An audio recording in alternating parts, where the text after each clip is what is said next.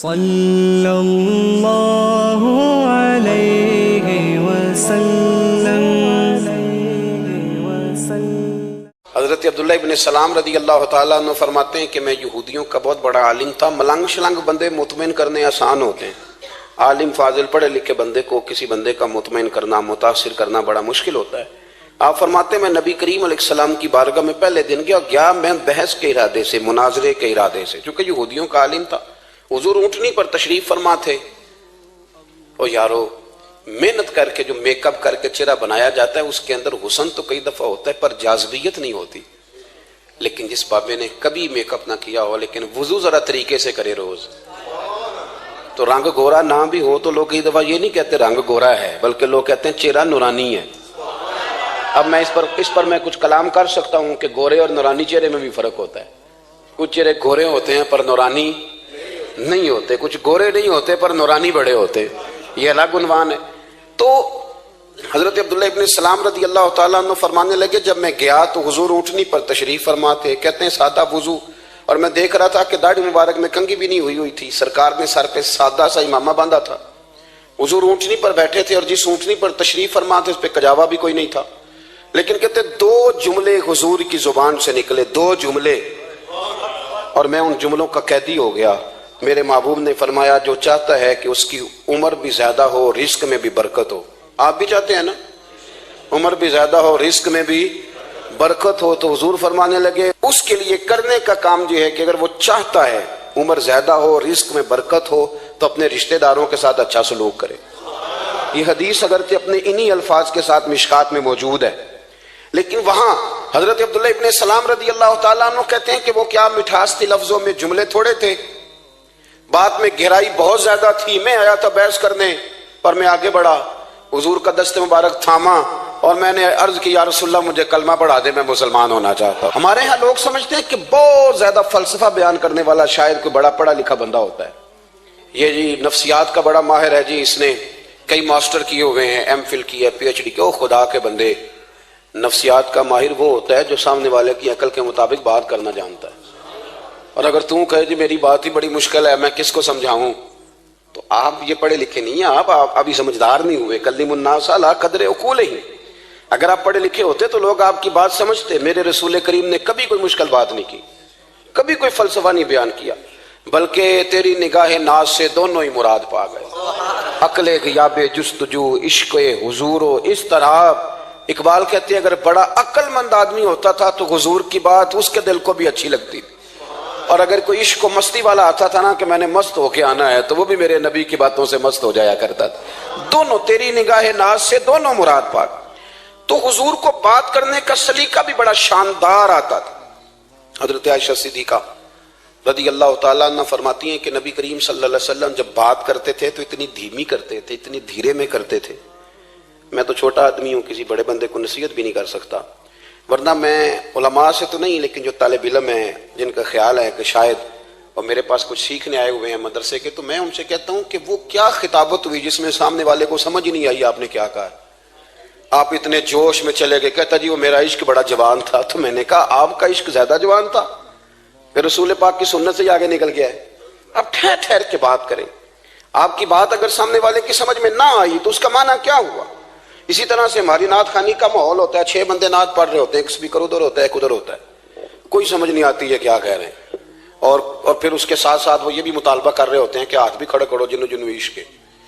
میں کہ انج نہیں کہی دا، ویسے تو کہہ چلو پڑھ لیں، ورنہ اگر آپ ایسے ہی استاد بائی پاس والے بیچارے کو تو ہارٹ اٹیک ہو جائے گا ہاتھ کھڑا کرے گا، تو ہے تو وہ بھی عاشق رسول ہی نا، لیکن یہ قسمیں نہ ڈالیں، یہ کوئی طریقہ ہی نہیں ہے، نہ کہیں دین اس کی اجازت دیتا ہے۔ ہم نے تو یہ سنا ہے کہ صحابہ کہتے ہیں جب اللہ کے حبیب گفتگو کرتے تھے تو ہم یوں بیٹھتے تھے کہ ہمارے سروں پہ پرندے بیٹھے ہو، تو حرکت بھی نہیں کرتے تھے۔ تو بہرحال جو بات عرض کرنی ہے اس پر غور کریں۔ جناب عائشہ صدیقہ کہتی ہیں ٹھہر ٹھہر کے بات کرتے آہستہ، اور یہ لفظ آپ کو یاد رکھنا ہے۔ سیدہ عائشہ صدیقہ کہتی ہیں جب حضور گفتگو کرتے تھے نا تو اگر ہم نبی پاک کے الفاظ کو گننا چاہتے تھے تو گن بھی سکتے تھے، گننا چاہتے تو گن بھی۔ ایک تو آپ کی جو سادگی ہوگی وہ اصل ہوگی، ملمہ سازی سے نکلیں۔ پہلے ہماری شادیوں پہ دلہا اور دلہن جاتے تھے بیوٹی پارلر، اب سارا خاندان جاتا ہے، اس میں حسن نہیں ہوتا، اس میں بے وقت ہو جاتا ہے آدمی۔ آپ کو جو رب کریم نے بنایا ہے اس سے زیادہ شاندار آپ کو کوئی بنا سکتا ہے؟ الذی خلقک فسواک فعدلک فی ای صورت ما شاء رکبک. اللہ فرماتے ہیں جو میں نے تیرا چہرہ بنایا ہے نا، یہ میری چاہت ہے، میں نے جیسا چاہا ہے تجھے بنایا ہے. تو مجھے تجھے وہ چہرہ پسند کیوں نہیں جو میرے رب نے بنایا ہے؟ یہ چاہت ہے. الذی خلقک، جس نے تمہیں پیدا کیا، فسواک فعدلک، پھر ہموار کیا، پھر برابر کیا، اور فی ای صورت ما شاء رکبک، پھر جس صورت میں اس نے چاہا تجھے ترکیب کیا. تو پہلی بات. اور دوسری بات، گفتگو کریں تو ذرا تھوڑا سا نا موقع دیں کسی اور. کچھ لوگ ایسے ہوتے ہیں جن کے پاس آپ بیٹھیں تو بس وہی بولیں گے، آپ نہیں بول سکتے. اب وہی بات کریں، گفتگو کریں، معنی خیز کریں. اتنی باتیں نہ کریں کہ پھر آپ رہ جائیں. کم بات کریں، اور جتنی کریں وہ وزنی کریں، تاکہ آپ کی بات کا ایک خاص حجم ہو، ایک وقار ہو. اللہ کے محبوب بات کرتے تو اس بات کے اندر وزن ہوتا، وقار ہوتا. ہمارے صاحب رحمۃ اللہ علیہ ہمیں اکثر حکم دیتے تھے تقریر تھوڑی کرنا، نعت کے 2-3 شعر پڑھنا. تو میں نے ایک دن عرض کی حضور کیوں؟ فرمانے لگے اللہ رسول کی بات کو بے وقت نہ کر دینا کہ لوگ سننا نہ چاہیں اور تم جبرن سناؤ. فرمایا رنگ اس طرح کا ہونا چاہیے کہ لوگوں میں دلچسپی ابھی ہو اور بات ختم ہو جائے. اس کو بے وقت کر دینا ہے کہ زبردستی آپ. تو اچھی گفتگو کریں، معنی خیز سنیں. ایک حدیث پاک حضرت ابو بردہ رضی اللہ تعالیٰ ایک صحابی ہیں، البدایہ والنہایہ میں روایت آپ کو ملے گی. وہ کہتا ہے میرا اپنی بیوی سے اختلاف ہو گیا. بیوی سے جب بندہ راضی ہوتا ہے تو بڑا ہی راضی ہوتا ہے. پھر وہ کہتا ہے کہ جیسی میری ہے ویسی کسی کی بھی نہیں. اور جب ہوتا ہے نا ناراض، تو پھر وہ منگنی سے کہانی شروع کرتا ہے کہ جب میری منگنی ہوئی تھی تو تیرے چاچے نے مجھے گورا تھا. اور پھر وہ دن جب رکھے تھے، اس دن جو کام ہوا تھا اس کا بھی ذکر. اب اختلاف جو ہو گیا، اور جب آپ کسی سے ناراض ہوتے ہیں پھر اس کی خامیاں ساری سامنے آ جاتی ہیں. پھر وہ کہتا ہے شادی والے دن تیرے ابے نے صحیح سلوک نہیں کیا، یہ جو مجھے کپڑے دیے تھے جو کو پہننے والے تو نہیں نا، تو میری اماں. اب اختلاف ہو گیا. اب ہم کیا کرتے ہیں، جو قریب والے لوگ ہوتے ہیں وہ اس پر تھوڑا تیل اور ڈالتے ہیں. وہ کہتے ہیں نہیں تینوں تو پتہ ہی نہیں، مجھے تین بڑیاں گلاں دا پتہ ہی نہیں. تو تے شادی تو 15 دن بعد سعودی عرب ٹر گیا سا، ساڈے کولوں سن کہانیاں، ہم تمہیں بتاتے ہیں تاکہ تباہی اور اترے. اس طرح نہ کریں. آپ ایک آدھ بات کہہ کے چلے جاتے ہیں، ان بیچاروں نے اکٹھے رہنا ہوتا ہے، ان کی زندگی دوزخ بنی رہتی ہے. ان کو قریب کریں. اللہ کے رسول تو کسی کا نکاح کرتے تھے تو میاں بیوی کے درمیان محبت کی دعا فرماتے تھے. تو وہ صحابی آئے تو اپنی بیوی سے ناراض تھے، تو انہوں نے اب بات شروع کر دی. کہنے لگے یہ بھی کرتی ہے، یہ بھی کرتی ہے، یہ بھی کرتی ہے، یہ بھی غلطی ہے، یہ بھی غلطی ہے، یہ بھی کوتاہی ہے. بڑی باتیں سنائیں. اللہ نے کان کتنے دیے اور زبان. اس کا مطلب ہے سنگل بولنا چاہیے اور ڈبل سننا چاہیے. آپ جتنا بولتے ہیں اس سے ڈبل سننے کا مزاج بنائیں، کیونکہ کان اللہ نے 2 دی اور زبان سنگل بولیں اور ڈبل سنیں. حضور سنتے رہے. بلکہ حضرت ابو بردہ رضی اللہ تعالیٰ عنہ کہتے ہیں میرے محبوب نے نا تکیہ منگا لیا، ٹیک لگا لی. کئی لوگ کہتے ہیں نا جی ڈاکٹر نے میری بات تو پوری سنی کوئی نہیں. تو جب تک پوری سنی نہ جائے بعض بندوں کو تسلی نہیں ہوتی. پورا وقت دیا. وہ کہتے ہیں جتنا میرے اندر غبار تھا سارا میں نے نکالا، اور میں نے ثابت کر دیا کہ میری بیوی میں یہ بھی کمزوری ہے، یہ بھی کمزوری ہے، یہ بھی کمزوری ہے. کہتے ہیں جب میں تھک گیا نا باتیں کر کر کے اور باتیں ختم ہو گئیں تو حضور ہلکا سا مسکرائے. پھر پہلی نظر ہی لوٹ لے ماہی تیرے ہار شنگارا.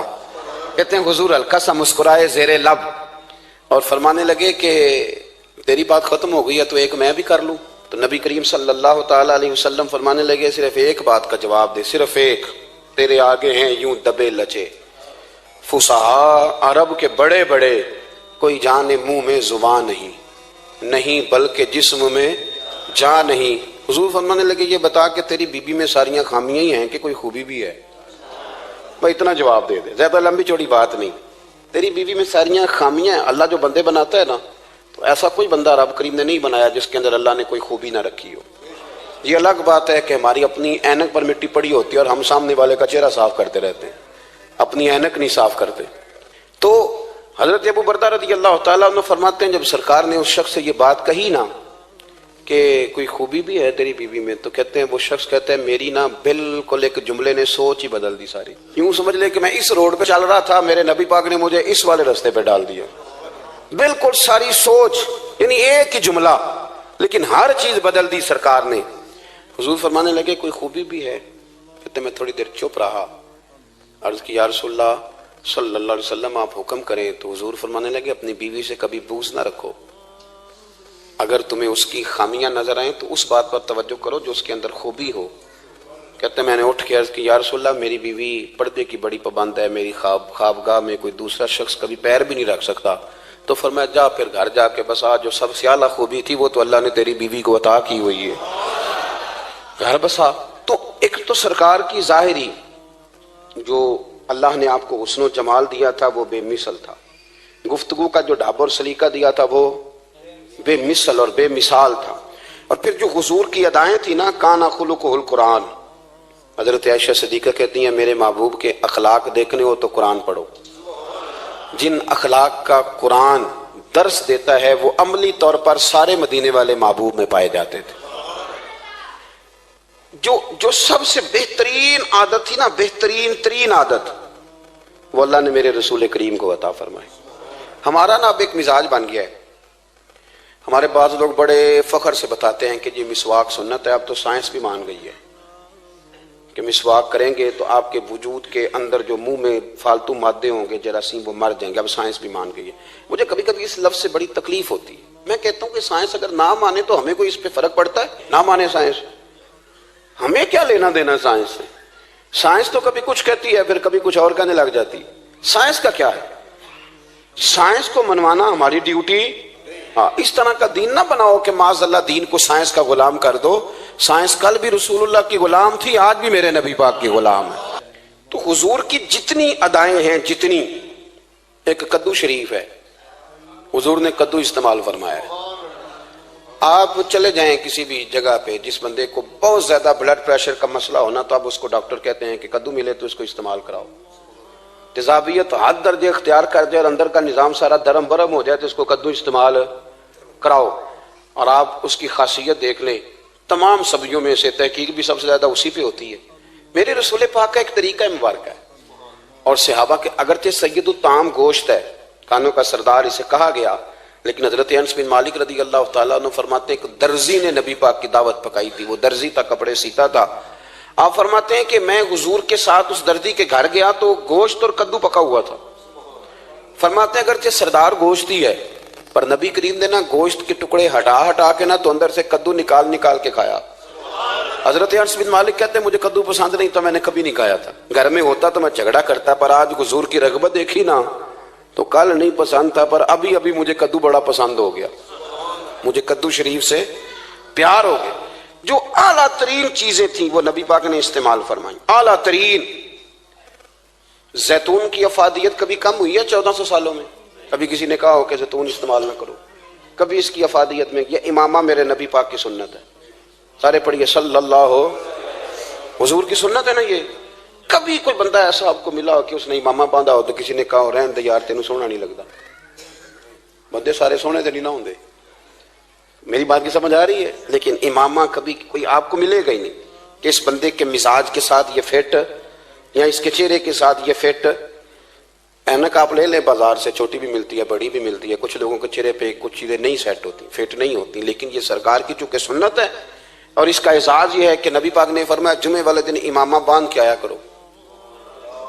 جمعے والے دن امامہ باندھ کے آیا کرو. جو لوگ جمعے والے دن امامہ باندھ کے آتے ہیں اللہ کے فرشتے ان پر درود بھیجتے ہیں. لیکن امامہ شریف ہونا چاہیے. اپنی مرضی کا رومال نہ باندھ لیں، کم از کم 3.5 گز ہو اور ٹوپی کے اوپر باندھا گیا ہو. اپنی مرضی کا طریقہ نہیں اختیار کریں. وہ جو شریعت نے حدود بیان کی ہیں اس کے مطابق چلیں. میری بات کی سمجھ آ رہی ہے؟ تو جو بات میں نے چھیڑی ہے وہ یہ ہے کہ اللہ کے محبوب رب کریم کی دلیل ہے. جتنا کائنات کے اندر حسن کوئی بندہ تلاش کرنا چاہے گا وہ مجبور ہو جائے گا اور اسے دروازہ رسول پہ جانا ہی پڑے گا. اسے نبی پاک کے دروازے پر اسے جانا پڑے. ہم کوشش بڑی کرتی ہیں سونے لگنے کی. بڑے بڑے لوگ روپ دھارتے ہیں بیچارے، بڑا کچھ کرتے ہیں، لیکن آپ کو لوگ سونا کہیں گے، نورانی نہیں کہیں گے. مجھے بڑی کر لیں، داڑھی روز بنائیں بے شک، لیکن فطرت داڑھی ہے. حسن ناراض ہو گیا. اور داڑھی بڑی سمجھدار ہے، کبھی عورت کے منہ پہ نہیں آتی، آتی مرد کے منہ پہ ہے. مرد کے منہ پہ داڑھی آتی. چلے میں کوئی بات نہیں کرتا ورنہ میں تو حنفی ہوں. میرے امام صاحب تو اس بندے کی گواہی قبول نہیں کرتے جس نے داڑھی نہ رکھی ہو. وہ کہتے ہیں اس کی شہادت کچہری میں قابل قبول نہیں ہے. وہ تو قبول نہیں کرتے اس کی شہادت کو بھی. اب چلیں عوام سے ڈرتے ڈرتے کئی دفعہ کچھ باتیں نہیں بتائی جاتی پر باتیں ہیں تو صحیح نا. ایک بندے نے داڑھی مڈائی تھی تو جناب عمر نے مدینے سے بھی نکال دیا تھا. ہن سانو کانے چ کوئی کہہ گیا کہ چنگی طرح نیک ہوے گا تاں رکھی تے روٹی ادن کھائی ہاں جدن چنگی طرح نیک ہو جائے گا، اس سے پہلے کیوں کھاتے ہو؟ یہ قسم اٹھاؤ کہ پیسے اس دن پکڑنے ہاتھ میں جس دن چنگی طرح نیک ہونا ہے۔ کچھ لوگ کہتے ہیں میں اندر سے ٹھیک نہیں، تو اندر سے ٹھیک ہونا تیری ڈیوٹی نہیں، ظاہر ٹھیک کرنا تیری ڈیوٹی ہے، باطن تو رب کریم اپنی رحمت سے درست فرمایا کرتا ہے۔ تو جو تیرے ذمہ لگایا اللہ نے وہ تو کرنا، جو تیرے اللہ نے ظاہری صورت سے ہوتا کیا ہے، سنو کیا ہوتا ہے۔ مولانا رومی نے لکھا ہے حضرت موسیٰ علیہ السلام کے زمانہ مبارکہ میں ایک شخص تھا، تو حضرت موسیٰ علیہ السلام کی نقلیں اتارتا تھا۔ آپ کتنا لمبا کرتا پہنتا تھا، ہاتھ میں چھڑی پکڑتا تھا، تھوڑا غصے سے بولتا تھا، معاذ اللہ نقل اتارتا تھا۔ جناب موسیٰ کلیم اللہ علیہ السلام کی قوم کا جب غلبہ ہوا تو انہوں نے نکال دیا اس کو، تو نقلیں اتارتا ہے، وہ نکل گیا، شہر سے باہر نکال دیا۔ حضرت موسیٰ کلیم کہتے ہیں میں ایک دن کوہ طور پہ گیا ہوا تھا، تو رب کریم نے مجھ سے فرمایا کہ فلاں جگہ فلاں درخت کے نیچے میرا ایک دوست انتقال کر گیا ہے، اسے اٹھائیے، غسل دیجیے، کفن دیجیے، جو اس دور کا طریقہ تھا، تدفین کر دے۔ حضرت کلیم علیہ السلام فرماتے ہیں میں اپنے حواریوں سمیت پہنچا، جب بندے کا چہرہ دیکھا تو حیران ہو گیا، یہ تو نقلیں اتارنے والا ہے، تو نقلیں اتارنے والا ہے۔ پر اللہ کے نبی رب کریم کے حکم کے آگے لایت اللہ نہیں کرتے، یہ نہیں کہتے کہ میری عقل میں نہیں آ رہا۔ اٹھایا، غسل دیا، کفن دیا، تدفین کر دی اس کو۔ جب دفن ہو گیا حضرت موسیٰ علیہ السلام کوہ طور پہ حاضر خدمت ہوئے اور بارگاہ عالی مرتبت میں عرض کرنے کے مالک تو بے نیاز ہے، چارہ سوال تو نہیں، پر اپنی تسلی کے لیے مالک یہ فرمائیے کہ وہ تو نقلیں اتارتا تھا۔ تو رب کریم نے فرمایا موسیٰ بات یہی ہے، پر میں نے اسے مرتے وقت ایمان نصیب کر دیا، وہ آپ کا کلمہ پڑھ کے دنیا سے گیا ہے اور توبہ کر کے گیا ہے، تو مالک اتنی کرم نوازی کیوں ہوئی؟ تو رب کریم نے فرمایا موسیٰ جب وہ تیری طرح بن سور کے نکلتا تھا نا، تیری ادائیں اپناتا تھا تو مجھے پیارا ہی بڑا لگتا تھا، وہ پیارا لگتا تھا۔ یارو دیکھو نا ترمذی شریف میں حدیث ہے، میرے رسول پاک علیہ السلام نے فرمایا میرا امتی جب سفید داڑھی لے کے قبر میں جائے گا نا، داڑھی اور وہ بھی سفید، تو رب فرشتوں سے فرمائے گا اسے عذاب نہ دینا، یہ میرے محبوب کی سنت سفید داڑھی لے کے آگے، مجھے شرم آتی ہے اسے عذاب دیتے ہوئے۔ آپ بات کو سمجھے کہ یہ حضور کی سنت کا اعزاز جو اللہ کی بارگاہ میں، رب کے حضور جو سنت کا اعزاز اس لیے کہ کائنات میں سب سے اعلیٰ ترین جو کام تھا وہ کیا ہی میرے مصطفیٰ کریم نے، اعلیٰ ترین عمل نبی پاک کا، اعلیٰ ترین، اور طریقہ مبارکہ میں حسن اور جاذبیت، اور آپ اندازہ کر لیں ہم لوگ پٹری سے اتر جاتے ہیں، مرضی کرتے ہیں، ہمارا مزاج ہے جتنا مرضی کو کہے کہ الکوہل والی خوشبو استعمال نہ کریں، پر ہم کوئی نہ کوئی دلیل نکال کے لے ہی آتے ہیں، لیکن خوشبو اس دور میں بھی اتنی بکتی ہے جس کی حد نہیں، اور لوگ اپنی اپنی ضرورت کے لیے اس کو استعمال ہے۔ ان 1400 سالوں میں 1450 سالوں میں ایک دفعہ بھی ایسا نہیں ہوا کہ یہ کاروبار کہیں ٹھنڈا ہوا ہو۔ حرم شریف اللہ آپ کو لے جائے تو مسجد نبی میں سونے کی دکان کے ساتھ خوشبو والی دکان ہوتی ہے، یعنی اتنا مہنگا کاروبار ہے کہ جتنا کرایہ سونے کی دکان والا دے رہا ہے اتنا ہی خوشبو کی دکان والا دے رہا ہے، اتنا مہنگا یہ کاروبار ہے۔ ایک دن بھی اس کام کی اہمیت کم نہیں ہوئی، اور رسول کریم نے کیا فرمایا؟ صحابہ کہتے ہیں 3 چیزوں سے کبھی منع نہیں کرتے تھے، کوئی تکیہ دیتا تھا تو قبول کرتے تھے، کوئی بندہ اگر حضور کو دودھ پیش کرتا تھا تو نبی پاک قبول کرتے تھے، اور اگر کوئی شخص حضور کو خوشبو دیتا نا تو حضور جلدی قبول فرماتے تھے، یہ مزاج تھا۔ تو جو اعلیٰ ترین چیزیں تھیں ان کو میرے رسول کریم صلی اللہ علیہ وسلم نے کیا، ہمیں کر کے دکھایا۔ ہمارا ظاہری حلیہ آج بھی اہل عرب لمبا کرتا پہنتے ہیں، آپ لمبا کرتا پہن لیں، حیا کے زیادہ قریب ہے۔ کھلا لباس حضور پسند کرتے تھے، یہ شرم و حیا کے زیادہ قریب ہے، اس کے اندر انسان کا پردہ زیادہ ہے۔ وہ ساری اعلیٰ قسم کی صفات جن سے ایک آدمی متصف ہو سکتا ہے اور اپنے آپ کو سجا سکتا ہے، اپنے معاملات کو ٹھیک کر سکتا ہے، وہ ساری رسول پاک نے ہمیں عطا فرمائی۔ ایک حضور کا طریقہ مبارکہ تھا کہ سامنے والے جتنے لوگ حضور کے دائیں بائیں رہتے تھے ان کا خیال کرتے تھے۔ ہم تو خیال رکھواتے ہیں نا اپنا کہ سارے مل کے میرا خیال، میری عزت نہیں کرتا تو میری، تو میں کہتا ہوں کہ یہ تو یہاں اپنی عزت کی بھیک مانگی ہے یا اپنے لڑائی کر کے عزت لی ہے، ایسا نہ کریں۔ آپ عزت دینی شروع کر دیں، اللہ آپ کو سکون عطا کر دے، آپ احساس کریں دوسروں کا۔ حضور نہ شدت کے ساتھ، یہ اعلیٰ سنت ہے میرے نبی پاک کی صلی اللہ ہو، سارے پڑھیے درود شریف صلی اللہ ہو، یہ اعلیٰ سنت ہے۔ آپ دیکھیں نا بخاری مسلم میں موجود ہے، حضور فرماتے ہیں میرا دل چاہتا ہے میں لمبی نماز پڑھاؤں، لمبی نماز پڑھاؤں، دل میرا چاہتا ہے، لیکن فرمایا جب میں دیکھتا ہوں نا کہ پیچھے بچے بھی کھڑے ہیں، بوڑھے بھی کھڑے ہیں، بیمار بھی کھڑے ہیں، تو گویا حضور فرمانے لگے میں بندوں کا احساس کر کے رب کی نماز چھوٹی کر دیتا ہوں. میں مختصر پڑھاتا ہوں. اور مسند امام احمد بن حنبل میں حدیث کے لفظ ہیں کہ اگر کوئی نبی پاک کا انتظار کر رہا ہوتا تھا تو نماز مختصر پڑھتے تھے اور اس کو فارغ کر کے بھی لمبی نماز پڑھتے. ایسا نہیں کہ اب آئے ہیں 4-5 لوگ تو ان کو پتہ چل جائے کہ حضرت جی بڑی تگڑی نماز پڑھتے ہیں, بڑے صوفی صافی آدمی, یہ نہیں. بلکہ نماز بلکہ مسند امام احمد بن حنبل میں تو وہ خوبصورت حدیث موجود ہے. سیدنا بلال حبشی رضی اللہ تعالیٰ عنہ فرماتے ہیں کہ میں نے عصر کی نماز کے لیے اقامت پڑھ دی تھی. حضور مصلی امام پر تشریف لے گئے تھے. ایک یہودی کا غلام آیا اور اس نے آ کے عرض کی یا رسول اللہ میں بڑی مشکل میں ہوں, اگر آپ چلیں تو میرا مسئلہ حل ہو سکتا ہے, میرا مسئلہ حل ہو جائے گا. تو حضور کے احساس کی شدت کا یہ حال تھا کہ نبی کریم نے نمازیوں سے فرمایا تم بیٹھ جاؤ, میں پہلے اس کا کام کر کے آتا ہوں. خدا کے بندے تو ہیں ہزاروں, بنوں میں پھرتے ہیں مارے مارے, میں اس کا بندہ بنوں گا جس کو خدا کے بندوں سے پیار. احساس کی شدت یہ حضور کی سنت ہے. اور بہت زیادہ خیال رکھنا دوسرے کا, یہ میرے نبی پاک کا طریقہ ہے. دوسروں کو سوچنا, دوسروں کے لیے بات کرنا, دوسروں کے لیے دعائیں کرنا, ان کے احساسات کا خیال رکھنا. سیدہ طیبہ طاہرہ حضرت عائشہ صدیقہ رضی اللہ تعالیٰ عنہ فرماتی ایک دن سرکار مجھ سے فرمانے لگے عائشہ جب تم مجھ سے ناراض ہوتی ہو تب بھی مجھے پتہ چل جاتا ہے, جب راضی ہوتی ہو تب بھی پتہ چل جاتا ہے. یہ ہمارا یہ مزاج نہیں ہوتا گھر کے اندر بھی. ہم گھر کے اندر بھی نواب صاحب ہی ہوتے ہیں. یہ نہیں گھر جا کے کہانیاں سناتے ہیں, کہتے ہیں تمہیں پتہ میں کڈا اوکھا ہوں, کمائی کیڈی مشکل ہے, پیچھے پیچھے ہٹ جاؤ سارے, میں فتح کر کے آؤں, ابھی کیٹو سر کر کے آیا ہوں. ایک بچہ پانی لے کھڑا ہو جائے, دوسرا دودھ کا گلاس لائے, بیگم صاحبہ فٹافٹ آئیے, ایسے نہیں کریں. میرے رسول پاک علیہ السلام کی پیاری زوجہ کہتی ہیں حضور گھر آئے, کھانا مانگا. میں نے عرض کی حضور میرے سر میں درد ہے. تو پڑھو نا ابن اسحاق کو. محبوب فرمانے لگے لا میں تجھے آٹا گوندھ دیتا ہوں, تو مجھے روٹی پکا دے. یہ بھی سنت ہے نبی پاک کی. ان چپ کر گئے ہو, یہ بھی حضور کی سنت ہے, یہ بھی سرکار کا طریقہ ہے. کبھی کبھی گھر میں جھاڑو دینا یہ بھی نبی پاک کا. حضور کام میں ہاتھ بٹاتے تھے نا ازواج کا, یہ والی سنت کس دن ادا کرنی. ایک دن میں نے جمعے میں یہ بات کی تو ایک بچہ مجھے کہنے لگا حضرت صاحب یہ سنت ادا سے کر لیجیے پر ساڑھے ابے نے بھی تو سمجھاؤ نا. ہنسنا نہیں جی مسجد میں اونچا. کہنے لگے وہ بیگم صاحبہ ایک دن بیمار تھیں اور سخت بیمار تھی, تو میں نے چائے کا کپ بنا دیا, علامہ بیچاری مجھے روز بنا کے دیتی ہے, تو میں نے بنا دیا تو ابا جی کہنے پتر رائے دیا آتا نہ خراب کر لیں. تو اب آپ تو سنت کچھ اور بیان کر رہے ہیں. میں کہ تسی شروع کرو نا تاکہ تواڈے بچے تو نہ سوال کرن, یہ راج تسی کر رہے ہو. تو اس میں بھی کوئی حکمت ہوگی. بزرگ اگر کوئی بات کرتے ہیں تو وہ بھی کوئی اتنی بری نہیں ہوتی, اس کے اندر بھی کوئی نہ کوئی حکمت ہوتی ہے. لیکن اپنے گھروں کے ماحول میں خوبصورتی لائیں. یہ سٹیٹس نہیں اہل اسلام کا. بات سمیٹنے کی طرف آ رہا ہوں. حضرت عائشہ صدیقہ رضی اللہ تعالیٰ عنہ فرماتی ہیں حضور فرمانے لگے کہ جب تم راضی ہوتی ہو تب بھی مجھے پتہ چل جاتا ہے, اور جب ناراض ہوتی ہو تب بھی. تو میں نے کہا یا رسول اللہ صلی اللہ علیہ وسلم وہ کس طرح. آنکھیں میں نے کھول لی, حضور کس طرح.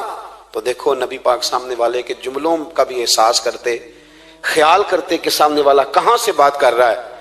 اللہ کے محبوب فرمانے لگے تمہیں اگر کبھی قسم کھانی ہو نا, تمہارا مزاج ہے قسم کھانی پڑے اور تم مجھ سے ناراض ہو تو پھر تم کہتی ہو مجھے ابراہیم کے رب کی قسم, اور جب تم راضی ہو اور قسم کھانی پڑے تو کہتی ہو مجھے محمد مصطفیٰ کے رب کی قسم. تو جناب عائشہ کہتی ہیں میں زبان سے ہنس رہی تھی اور آنکھیں میری آنسو برسا رہی. میں نے کہا محبوبہ اتنا خیال کرتے, یہاں تک آپ کو احساس, یہاں تک پتہ ہوتا ہے, یہاں تک. میرے رسول کریم علیہ السلام لوگوں کا احساس کرتے, خیال کرتے, شوق پیدا کرتے, وارفتگی ہوتی. کئی دفعہ حضور فرض نماز پڑھ کے گھر چلے جاتے, تھوڑی دیر کے بعد آتے مسجد میں نماز پڑھ لیتے. کئی دفعہ قاضی اعجاز مالکی رحمۃ اللہ علیہ اس کو لکھنے کے بعد اس کی شرح میں فرماتے ہیں اصل بات یہ تھی کہ حضور جب تک مسجد میں رہتے تھے صحابہ ادباً بیٹھے رہتے تھے. تو حضور فرماتے ہیں میں جاؤں گا نہیں تو یہ بھی نہیں جائیں گے. تو سرکار گھر تشریف لے جاتے تاکہ لوگ اپنے اپنے کام میں لگ جائیں, اور پھر حضور واپس آ جاتے. ایک تو اپنی ظاہری وضاقت میں سادگی لائیں. ہماری بہت ساری مشکلات کی اصل وجہ یہ ہے کہ تکلف بڑا بڑھ گیا, بڑا تکلف بڑھ گیا. ہم کوشش کرتے ہیں دوسروں کے برابر جانے کی. ہمیں کیا ضرورت پڑی ہے دنیا سے مقابلہ کرنے کی. ہم نے تو اللہ رسول کی رضا کے اندر رہنا ہے. اور دنیا میں سب سے بہترین شخص وہ ہے جس کے پاس مال تو ہے پر لالچ کوئی نہیں.